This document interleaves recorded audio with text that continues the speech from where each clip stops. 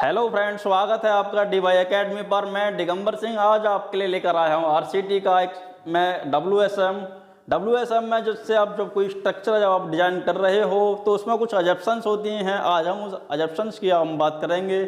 अजप्शंस, basic अजप्शंस in theory और simple bending for RCC beam. अब जब इन अजप्शंस की आप बात कर रहे हो तो हमारा पहला अजप्शंस है, हमारा कोई मेंबर में हमने आप बीम की हम बात कर रहे हैं तो बीम बेंडिंग से पहले जो उसका क्रॉस सेक्शन था, बेंडिंग के बाद भी उसका क्रॉस सेक्शन सेम रहेगा, यानी उसका क्रॉस सेक्शन चेंज नहीं होगा।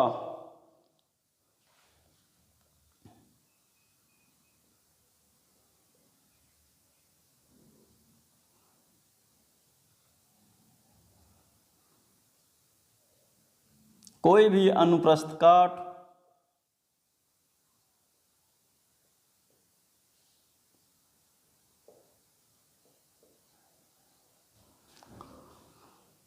बेंडिंग से पहले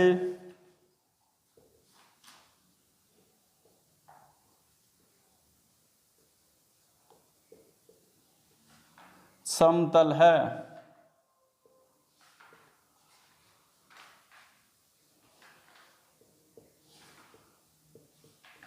तो वह क्रॉस सेक्शन यानी अनुप्रस्थ काट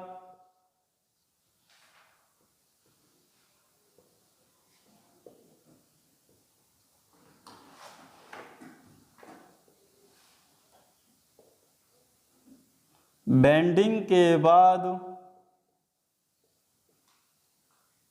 भी समतल रहेगा।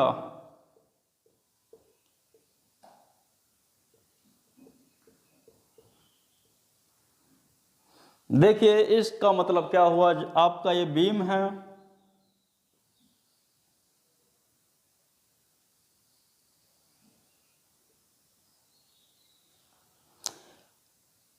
इसका ये कोई न्यूट्रल एक्सिस है,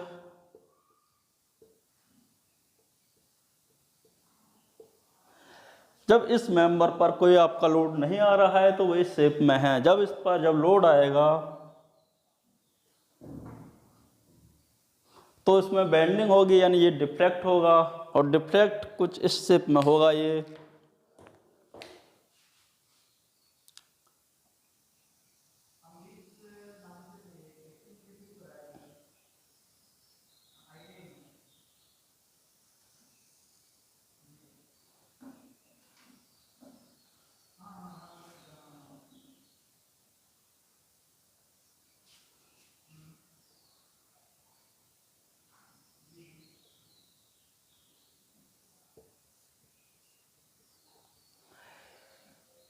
इसमें लिखा है अनुप्रस्थ काट बेंडिंग से पहले समतल था, यानी ये वाला प्लेन आपका समतल है, बाद में भी ये समतल ही है। और इसका मतलब और क्या होता है, जो आपका ये न्यूट्रल एक्सिस है, जैसे आप न्यूट्रल एक्सिस से, ये आपका सेक्शन है, क्रॉस सेक्शन बेंडिंग से पहले हो या बाद में हो, ये प्लेन ही है, इसमें चेंजेस नहीं होते हैं। ये आपका न्यूट्रल एक्सिस है। जब यहाँ पर आप स्ट्रेन डायग्राम बनाओगे तो ये स्ट्रेन डायग्राम दिखाता है जैसे जैसे आप न्यूट्रल एक्सिस से ऊपर या नीचे जाओगे तो स्ट्रेन का मान इस दूरी के समानुपाती होगा, यानी अब जैसे जैसे आप इस न्यूट्रल एक्सिस से दूर आते जा रहे हो तो स्ट्रेन का मान बढ़ता जा रहा है, ऐसे ही ऊपर हो रहा है, और न्यूट्रल एक्सिस पर स्ट्रेन का मान 0 होगा। आपका एक अजप्शन तो ये है डब्ल्यूएसएम में। दूसरा अजप्शन है आपका, कार्यकारी सीमा के अंदर कंक्रीट और स्टील पूरे रूप से प्रत्यास्थ होंगे। आओ समझते हैं इसको भी।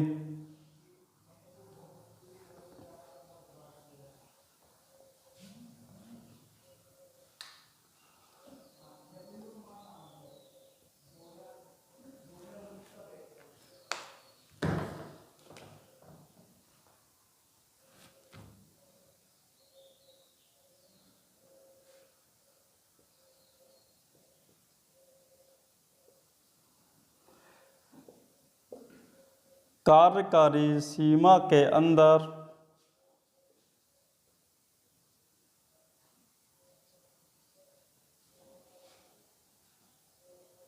हमारा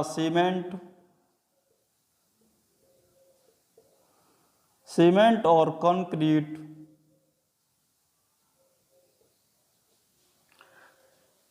पूरी रूप से प्रत्यास्थ होंगे।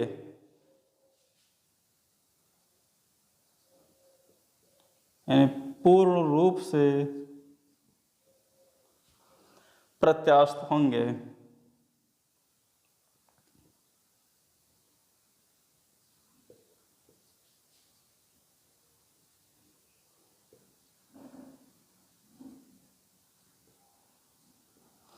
इसका मतलब क्या हुआ, जब यह पूर्ण रूप से इलास्टिक है कार्यकारी सीमा के अंदर, तो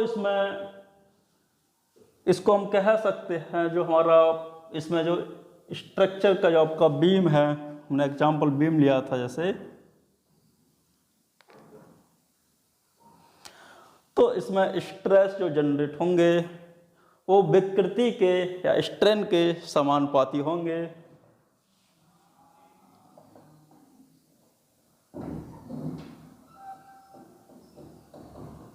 प्रतिबल समानुपाती होंगे विकृति के।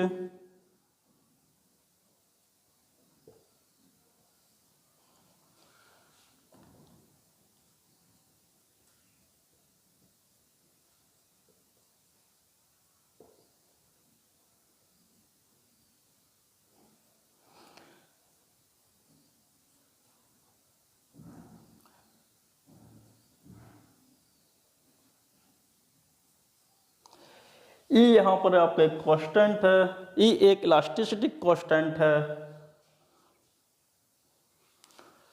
तो ये एजप्शन तब होगा जब आपका जो लोड लग रहा है वो एक कार्यकारी सीमा के अंदर हो।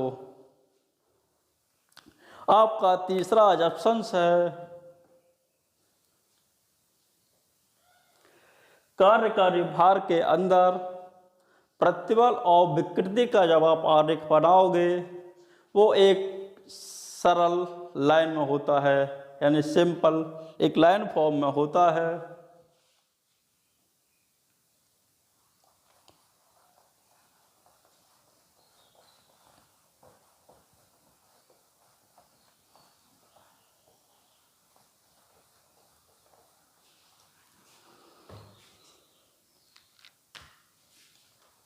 हम लिख सकते हैं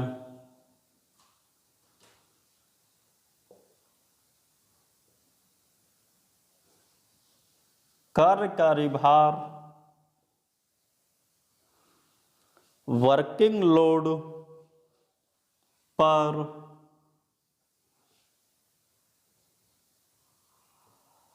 स्टील और कंक्रीट में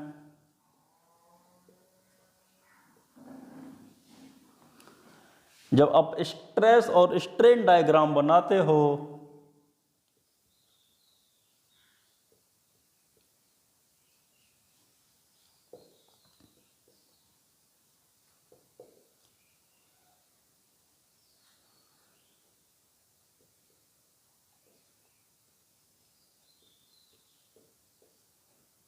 तो वो एक सरल रेखा में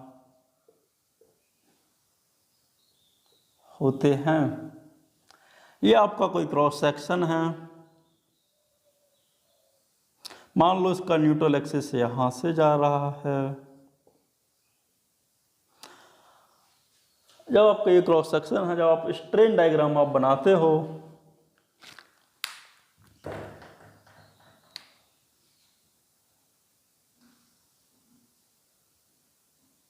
तो आपका स्ट्रेन डायग्राम कुछ इस फॉर्म में होगा।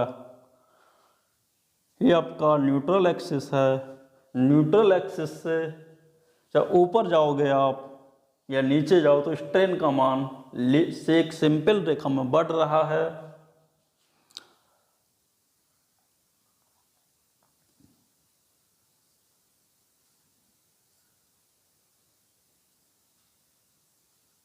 तो यही कह रहा है एक वर्किंग लोड पर स्टील और कंक्रीट में स्ट्रेन का मान एक सिंपल रेखा में होता है। ये वाली लाइन को आप है, ये आपकी स्ट्रेन लाइन है और ये आपका डायग्राम बना, ये स्ट्रेन डायग्राम है।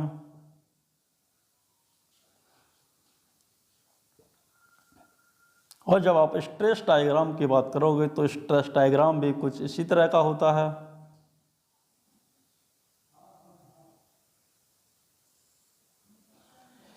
स्ट्रेस डायग्राम की जो लाइन है ये आपकी एक सरल रेखा में है। न्यूट्रल एक्सिस से जैसे जैसे आप दूर जाओगे या ऊपर जाओ या नीचे जाओ, आपका स्ट्रेस का मान बढ़ता जाएगा। यानी सबसे ज़्यादा स्ट्रेस आपकी आउटर मोस्ट फाइबर पर होगी, जो आपका सबसे बाहरी लेयर है वहाँ पर आपकी सबसे ज़्यादा स्ट्रेस होगी। इसी प्रकार सबसे बाहरी वाले फाइबर या लेयर में आपकी सबसे ज़्यादा स्ट्रेन होगी। जो आपका स्ट्रेस डायग्राम बनता है ये भी एक आपका लीनियर बनता है।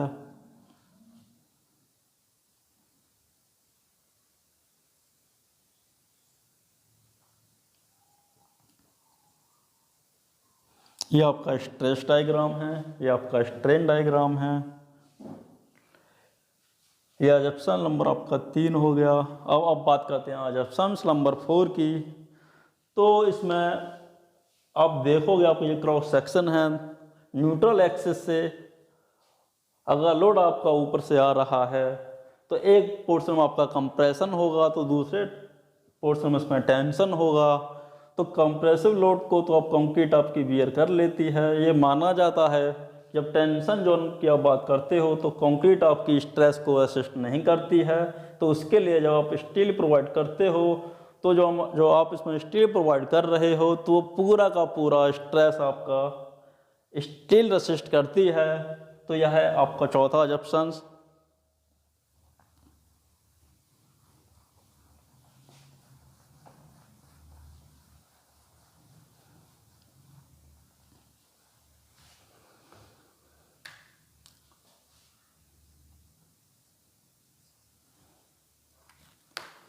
चौथे एजप्शंस को आप लिख सकते हो, सभी तनन प्रतिबल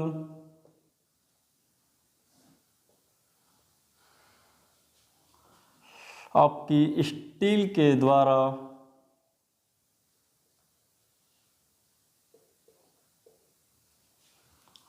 रेसिस्ट करे जाएंगे।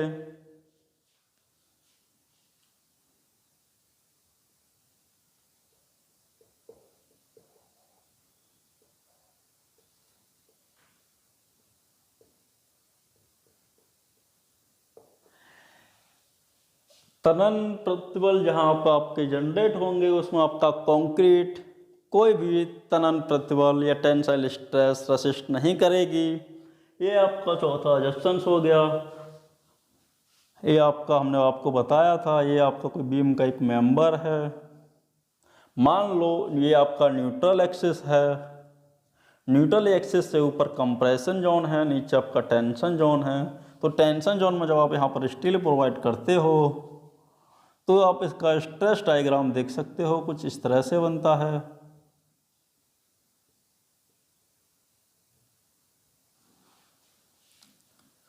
यानी आपका टेंसाइल जोन में जो स्ट्रेस डायग्राम बनेगा वो इस तरह से बनेगा। टेंसाइल जोन में आपका स्टील है वो टेंसाइल लोड या टेंसाइल स्ट्रेस रेसिस्ट करता है। कंप्रेसिव जोन में आपकी कंक्रीट स्ट्रेस रेसिस्ट करती है। एक आपका अगला एजप्शन की हम बात करें, पांचवा एजप्शन। तो पांचवा एजप्शन कहता है आपका कंक्रीट और स्टील के बीच में प्रॉपर बॉन्ड होगा, बशर्ते वो आपका एक इलास्टिक कंडीशन में हो। तो हम लिख सकते हैं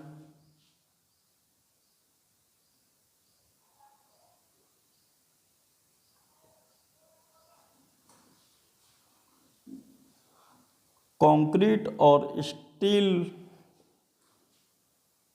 में जो आपका बॉन्ड होगा, कंक्रीट और स्टील में जो आपका बॉन्ड होगा वो प्रत्यास्थ सीमा तक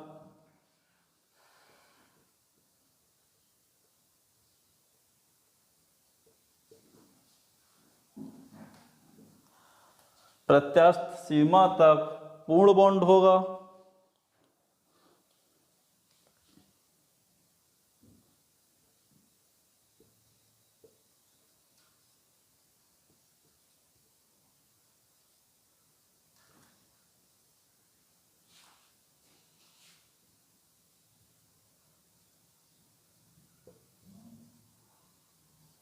इसका मतलब ये हुआ जो आपका ये सेक्शन है टेंसाइल जोन में आपने जब स्टील प्रोवाइड करा है तो आपका कंक्रीट और स्टील एक मटेरियल की ही तरह व्यवहार करेगा, यानी कंक्रीट और स्टील आपका एक ही पदार्थ की तरह माना जाएगा। यह आपका पांचवा अजम्पशंस हो गया। और छठे अजम्पशंस से हम बात करें तो जब आप कंक्रीट में जब आप स्टील प्रोवाइड कर रहे हो तो आपने जो यहाँ पर स्टील प्रोवाइड करा है इसमें किसी भी तरह का स्ट्रेस ना हो, यानी ये फ्री हो पूरी तरह से स्ट्रेस से।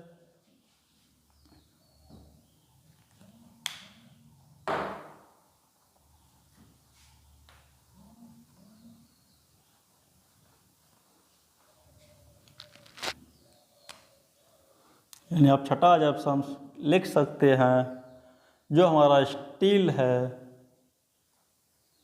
स्टील पूरी तरह से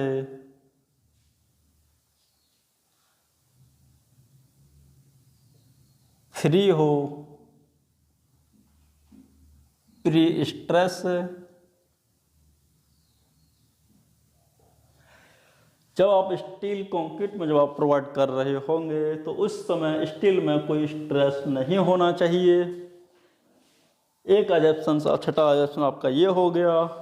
एक आपका अजम्पशन और रह जाता है, वो है सातवां अजम्पशन कहता है जो आपका मॉडुलर रेशियो है, मॉडुलर रेशियो स्टील और कंक्रीट के बीच में, यानी M जो होता है आपका इलास्टिसिटी ऑफ कंक्रीट और इलास्टिसिटी ऑफ स्टील और इलास्टिसिटी ऑफ कंक्रीट का रेशियो M होता है, वो आप यूज करोगे 280/3 सिग्मा CBC, जहाँ सिग्मा CBC आपकी कंक्रीट की बेंडिंग में परमिसिबल स्ट्रेस है। ये फॉर्मूला आपका IS कोड 456 में देता है और M मॉडुलर रेशियो आपका होता है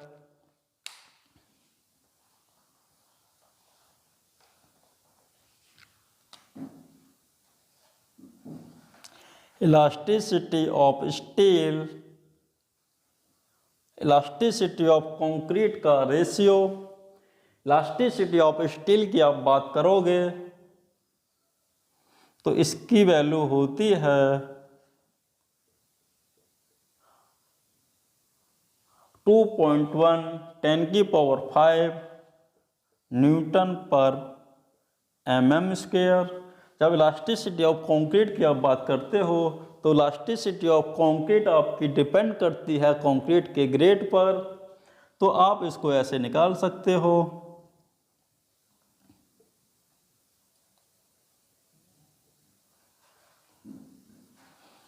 ₹5000 FC के यहाँ पर आपके अवलाक्षणिक सामर्थ्य है, जो इन दोनों का रेशियो आपका मॉडुलर रेशियो होता है। लेकिन हमारा IS कोड कहता है यहाँ पर आप मॉडुलर रेशियो इस फॉर्मूले से जो आएगा आप उसको यूज करोगे। अब हम बात करते हैं आपसे स्ट्रेसेस के बारे में, या आपके अजम्पशन 7 अजम्पशन थे। ये WSM के अजम्पशंस हैं। जब आप कोई स्ट्रक्चर डिजाइन करते हो बीम का तो आपको इनको ध्यान में रख करके आप डिजाइन करोगे। अब हम बात करते हैं आपसे स्ट्रेसेस।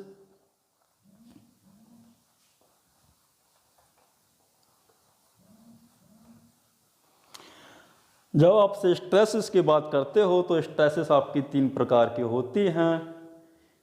एक होता है आपका अल्टीमेट स्ट्रेस। अल्टीमेट स्ट्रेस आपकी वो स्ट्रेस है जहाँ पर आपका कोई मेंबर होता है, यानी फेल होने से जस्ट पहले उसमें जो आपकी स्ट्रेस जनरेट होती हैं वो आपकी अल्टीमेट स्ट्रेस होती है। और आपकी दूसरी होती है डिज़ाइन स्ट्रेस या वर्किंग स्ट्रेस।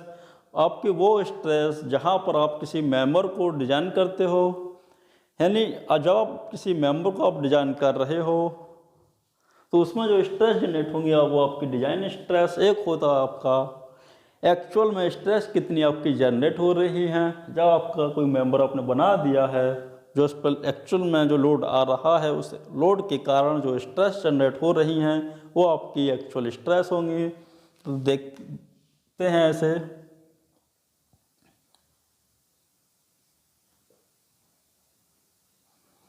यह आपका अल्टीमेट स्ट्रेस।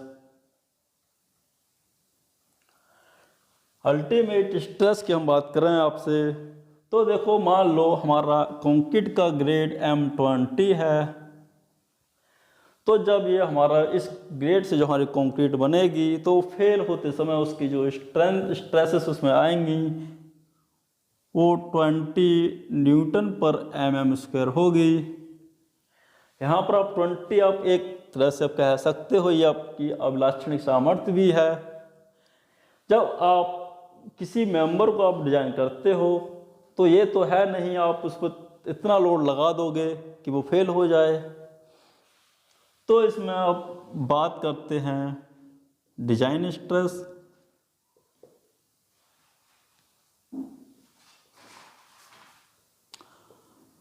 डिज़ाइन स्ट्रेस या वर्किंग स्ट्रेस।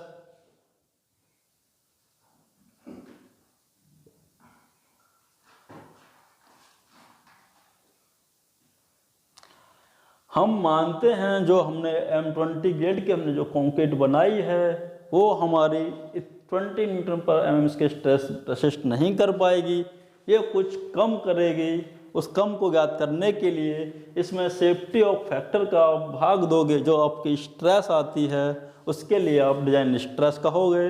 मान लिया हमने M20 है, हमने M20 का हम जो कंक्रीट से स्ट्रक्चर हम बना रहे हैं तो इसमें जो आपकी डिज़ाइन स्ट्रेस होगी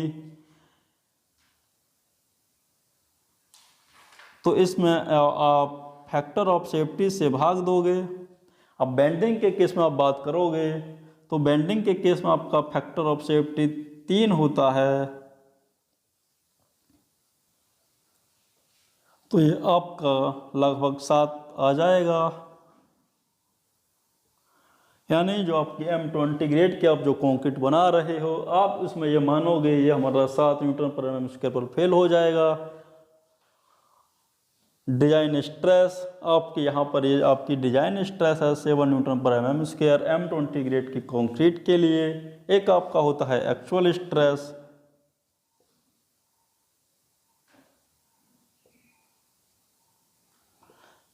हम आपसे एक्चुअल स्ट्रेस की हम बात करें तो एक्चुअल स्ट्रेस का मान, आप इसको परमिसिबल स्ट्रेस भी बोलते हो, तो एक्चुअल स्ट्रेस का मान कभी भी परमिसिबल स्ट्रेस से अधिक नहीं होना चाहिए। मतलब जो आपने कोई मेंबर बनाया है, मान लो ये आपका कोई मेंबर है, इसमें आपने कंक्रीट यूज की है M20 की, इसमें कोई आप जब इस पर आपका कोई लोड आ रहा है, इस लोड के कारण जो आपकी स्ट्रेस जनरेट होंगी एक्चुअल में वो कभी भी 7 न्यूटन पर mm² से ज़्यादा नहीं होंगी, वो 7 न्यूटन पर mm² से कम ही होंगी, वो आपके कहलाएंगी एक्चुअल स्ट्रेस। आपको अगर हमारा वीडियो पसंद आया हो तो वीडियो को लाइक करें, चैनल को सब्सक्राइब करें।